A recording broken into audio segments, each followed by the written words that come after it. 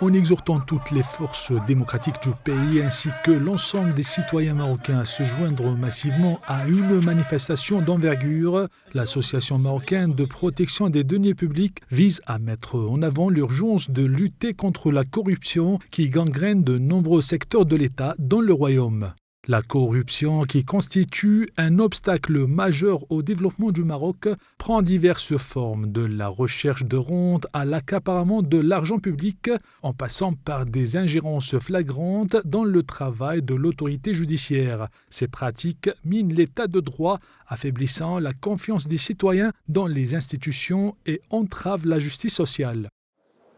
Le secteur de la justice n'est pas épargné par les manifestations. Le non-respect des lois, de la Constitution et des droits fondamentaux, ainsi que l'impunité, plonge le Merzenne dans l'incertitude. Depuis quelque temps, la justice est secouée par une série de grèves répétées, menées principalement par les greffiers, agents judiciaires et avocats. Ces mouvements de protestation perturbent gravement le bon fonctionnement des tribunaux et relèvent des revendications pressantes concernant les réformes indispensables dans ce secteur.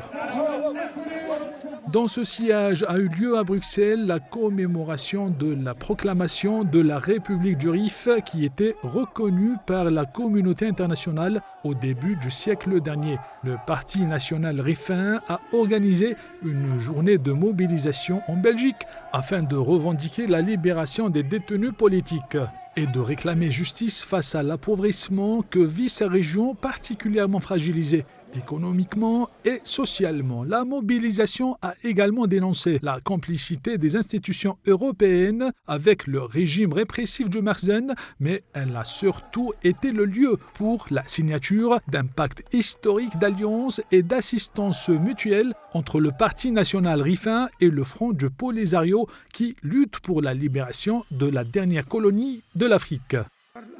Depuis l'annonce choquante de la normalisation qui traduit une alliance colonialiste entre le Maroc et l'entité sioniste, survenue en pleine période de crimes génocidaires commis contre la population civile de Raza et de Cisjordanie occupée.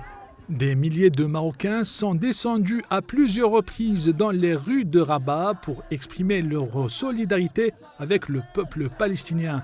Ces manifestations qui réclament la rupture immédiate des relations de l'infamie avec le régime d'occupation sioniste ont également fermement dénoncé le génocide en cours dans la bande de Raza qui choque l'opinion publique mondiale.